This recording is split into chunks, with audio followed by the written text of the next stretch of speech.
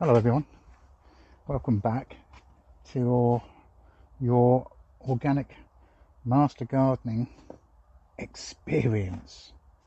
Hope you're well. Now in this bucket here I've got some freshly sieved compost which I'm using as a potting mix, and just as I'm starting this, out of the corner of my eye I can see Jack just wandering into the tunnel. Second week of February, and what I want to do is get the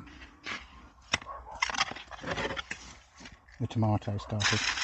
So the first thing I'm doing, I'm filling up one of these module trays that I've been talking about recently and how I don't like them, and I'm adopting my new method of using storage boxes as a way of having it not only as a supporting tray underneath, because these things are very flimsy, but also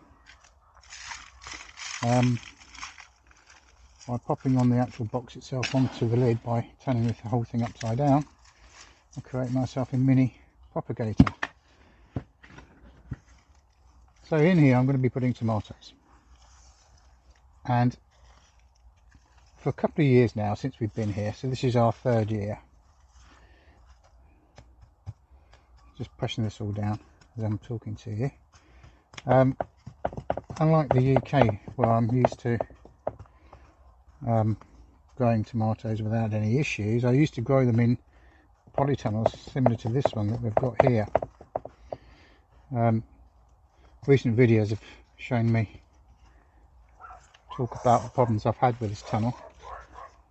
Sorry about the dogs next door, I'm not sure who they're greeting, but it's a common thing at the moment. Anyhow, yeah, but here in southern Hungary, where I've got a continental warm climate, and they're very off-putting. I've got a continental warm climate, so it's quite easy to grow tomatoes outside. So that's the plan. The first year I came, we went to the local village, and the school was there at the local market selling their own garden club tomatoes, and they were fantastic here, and I've got all different varieties and they grew very, very well. Cherry tomatoes here, which are about that kind of size. They call them cocktail tomatoes here. But I grew those, and I grew some quite large salad type tomatoes, similar to like Gardener's Delight back in the UK, or Moneymaker. And then last year I got some tomatoes from a lady in the village, but I didn't know what variety they were. They grew okay, but I found the skin to be rather tough.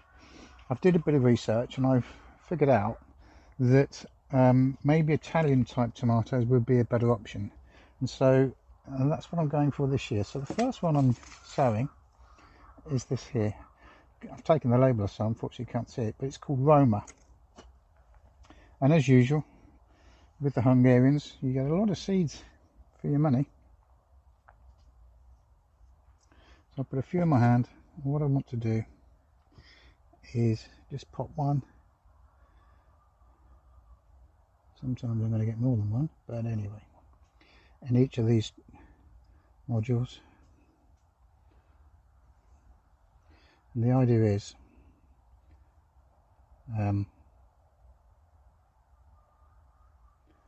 going to end up with a lot. I know I am. This is 104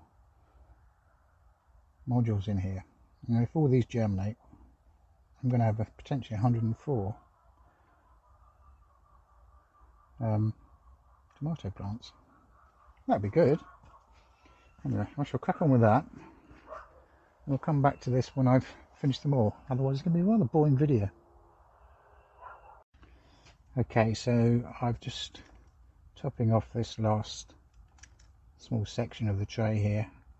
So I've got all my seeds in, and then I've given them a final light covering of compost, and I shall just pop this on the floor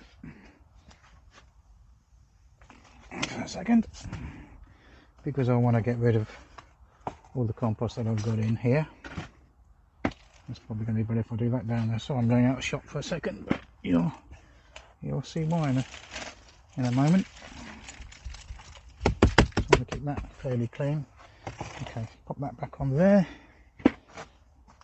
Pick this tray back up again. Okay, so what we've got now, got 3 varieties. So the first one, as I said, was Roma, and then the second one I've got in is another Italian inspired one called San Marzano. There we go. I can pronounce that because it's not Hungarian. So I've got those in the middle, and then I've also got this one here. I'm just going to translate that saying Jubilee. So Kecskemét Jubilee. Kecskemét is the local town. Every now and again you might hear jets take off, and that's from the local airbase here. Happens quite often. I do quite a bit of work for NATO, but anyway, that's for another thing. So there we go.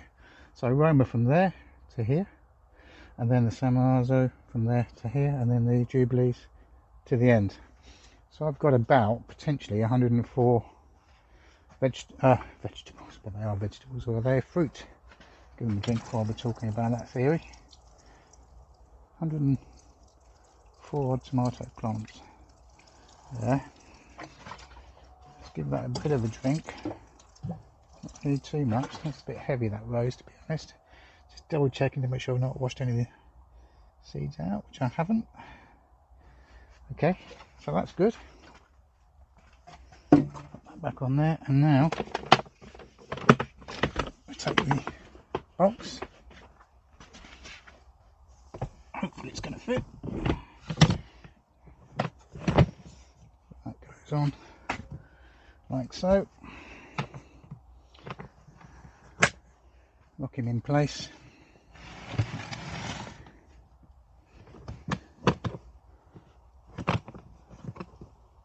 Why isn't that going down? It's not going down very well. There we go. That's it. Okay, so now I've got all my tomato plants or seedlings that will germinate in there. Give that a bit of a wash. And that can go inside in a nice sunny place, probably in the front room on top of the heated floor, the underfloor heating we've got in the front room, which will please the lady house now in, I'm guessing, and it's somewhere nice for the cat to sit.